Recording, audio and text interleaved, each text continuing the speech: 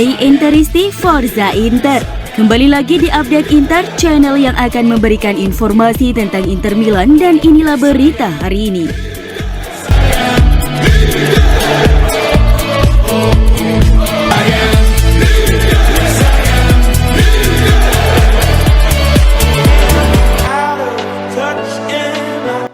Inter Milan tumbang saat bertandang ke markas Udinese di lanjutan Liga Italia. Lezebrete menghajar La Beniamata dengan skor 3-1. Satu gol Barella di awal laga dibalas 3 gol dari Udinese, masing-masing oleh gol bunuh diri Skriniar, Gerard Deulofeu, dan Tolgay Arslan. Dengan hasil ini, Inter harus tertahan di urutan ke-7 dengan raihan 12 poin, berjarak 5 poin dari pemimpin klasmen Napoli. Selanjutnya Inter akan menjamu AS Roma pada lanjutan Serie A 2 Oktober nanti setelah jeda internasional.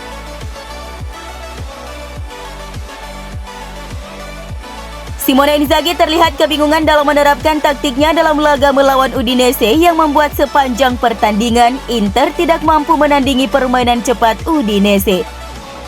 Kebingungan pertama terjadi ketika Simone Inzaghi secara mendadak melakukan perubahan pada komposisi pemain Inter di menit ke-30. Tak tanggung-tanggung, Simone Inzaghi langsung menarik dua pemain sekaligus, Henrikh Mkhitaryan dan Alessandro Bastoni. Pelatih Inter itu memilih memasukkan Roberto Gagliardini dan Federico Di Marco. Ini adalah hal yang tak biasa bagi Inzaghi melakukan pergantian dua pemain di babak pertama. Apalagi saat itu situasinya Inter Milan sedang tidak tertinggal, melainkan skor masih sama kuat 1-1. Tetapi perubahan itu tidak membuahkan hasil bagi Nerazzurri. Kebingungan Inzaghi berikutnya justru berujung petaka bagi Nerazzurri. Itu terjadi ketika Inzaghi melakukan pergantian Acerbi keluar dan memasukkan Stefan De Vrij. Tidak jelas alasan sang pelatih mengganti Francesco Acerbi pada menit ke-79. Padahal bek gayik Italia itu tampil solid sepanjang pertandingan. Setelah pergantian itu, Inter justru kebobolan 2 gol melalui Deulofeu dan Tolgay Arslan. Bagi Inter Milan, kekalahan ini menjadi yang ketiga di Liga Italia Serie A. 3 kekalahan dari 7 pertandingan awal Liga Italia Serie A menjadi pencapaian buruk Inter Milan di Liga Italia Serie A setelah musim 1998-1999, 2000-2001, dan 2011-2012.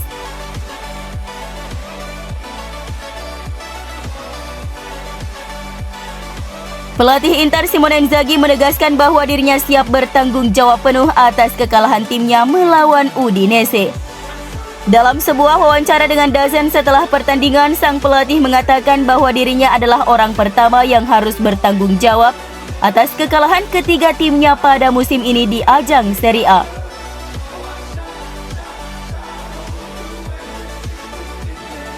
Kami sudah menelan kekalahan sebanyak 3 kali dari 7 pertandingan dan saya orang pertama yang harus bertanggung jawab. Kami harus menganalisis kekalahan ini dan mencari tahu apa yang harus kami lakukan, ujar Inzaghi.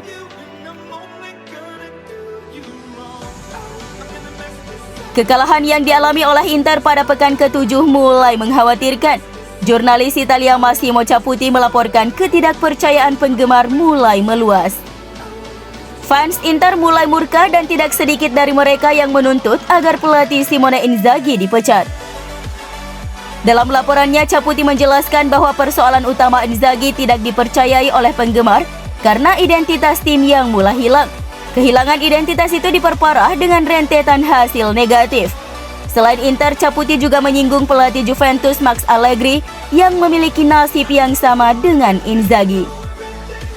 Inter dan Juventus, keduanya baru saja kalah dan sedang dalam masa krisis, tulis Caputi di akun Twitter pribadinya. Dua tim ini tidak memiliki gaya main sendiri atau identitas tim yang jelas. Mereka telah kehilangan kepercayaan dari sebagian besar fans dan tampaknya telah kehilangan kendali atas tim, ujar Caputi.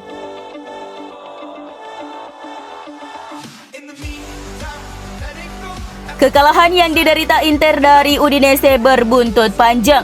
Sosok Simone Inzaghi menjadi sorotan. Kekalahan yang diderita Inter dari Udinese berbuntut panjang. Sosok Simone Inzaghi mendapat sorotan. Viral di media sosial desakan pemecatan Inzaghi. Di Twitter trending tagar Inzaghi out atau Inzaghi keluar dari Inter Milan. Tentu saja itu menjadi tanda-tanda yang tidak mengenakan bagi Inzaghi. Ditambah lagi Bastoni yang marah-marah usai dikeluarkan Inzaghi di babak pertama. Seperti yang disorot oleh DAZN, Bastoni langsung bereaksi dengan menendang kursi cadangan dan terus menggerutu. Kejadian itu tertangkap kamera.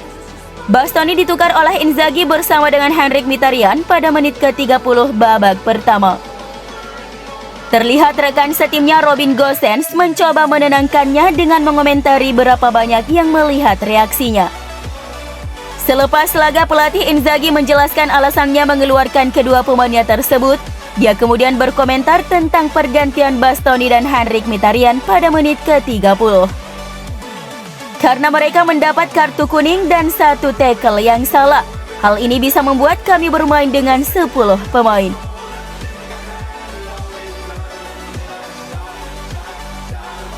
Kiper Inter Samir Handanovic memberikan komentar terkait kekalahan telak yang diraih oleh timnya saat tandang ke markas Udinese tadi malam. Handanovic mengakui bahwa Inter tampil buruk pada laga tersebut. Selepas laga, Handanovic yang diwawancarai Inter TV berbicara, "Pertama-tama kami harus memberi selamat kepada Udinese. Mereka unggul dalam segala hal, dalam duel, dalam hal intensitas, dalam cara mereka mengatur segalanya. Pertandingan tetap seimbang sampai akhir, tetapi mereka melakukan lebih baik dari kami dan pantas mendapatkan kemenangan," ujar Handanovic seperti dilansir dari laman resmi Inter.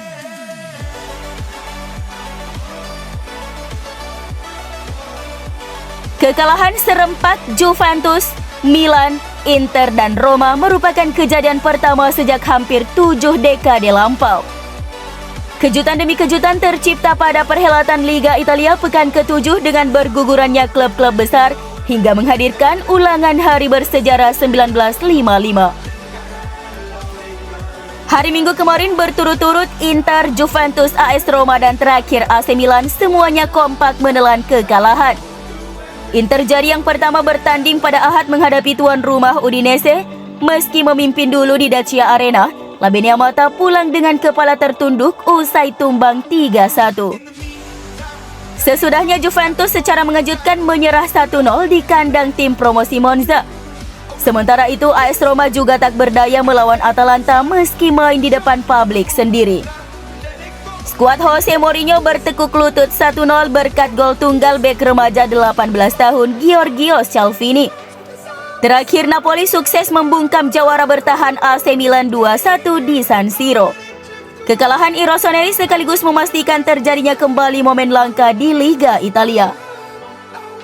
Menurut catatan Opta, kombinasi hasil kemarin menandai kali pertama Juventus, Inter, Roma, dan AC Milan serempak kalah pada hari yang sama sejak 13 Februari 1955.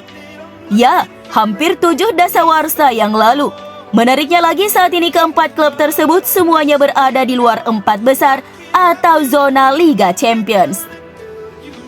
Napoli dan Atalanta jadi kapolista dengan 17 poin.